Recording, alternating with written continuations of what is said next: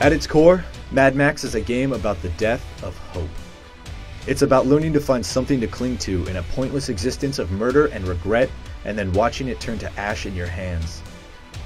But that kernel of anguish is buried deep down in an adventure that demands to be explored through sheepish smiles and wide-eyed amazement as the combustive, sickening, awesome moment-to-moment gameplay of Max's Warpath consumes every foot of Wasteland.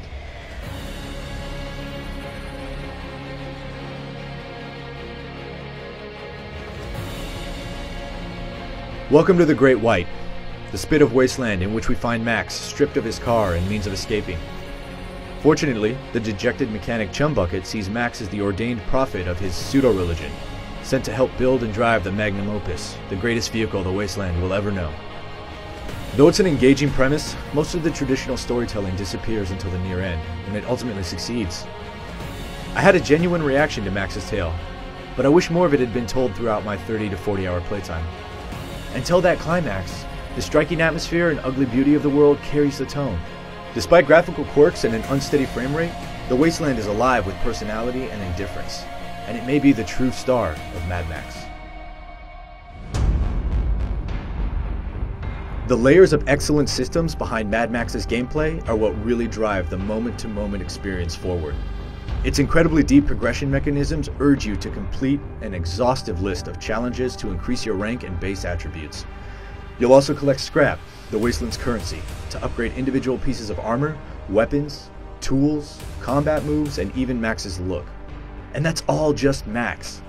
The same attention is offered to the magnum opus, which you'll literally build from scrap by purchasing things like nitro boosters, a harpoon, explosive javelins, spikes, armor, tires, and even side-mounted flame cannons. You are always earning something that directly changes your experience, and it's incredibly rewarding. There's also plenty to do as you explore this violent husk of a world, leaving your tread marks on its scorched earth.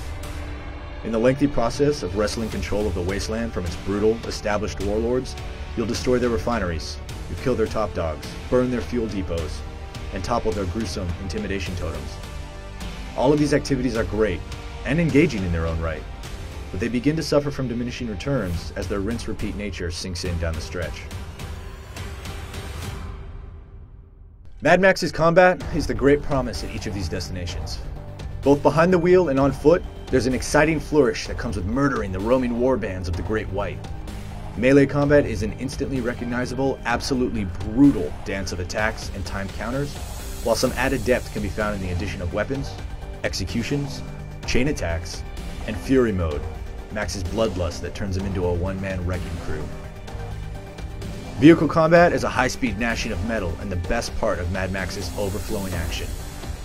Ramming and sideswiping, using your harpoon to pull armor, wheels, and even drivers from their enemy vehicles, or detonating exposed fuel drums with your gun blast, there's simply no shortage of creative ways to annihilate on the road. And that's necessary, as random patrols strike quickly, and the hulking convoys of wasteland machines that snake through dirt roads are challenging, but well worth the effort to take down. And there's so much left to see and discover, like collecting dozens of other wasteland vehicles, building supercar variants of the Opus, competing in death races, and collecting historical artifacts from the world before. Even after so much time in the world of Mad Max, I know I'm nowhere near done in the Great White.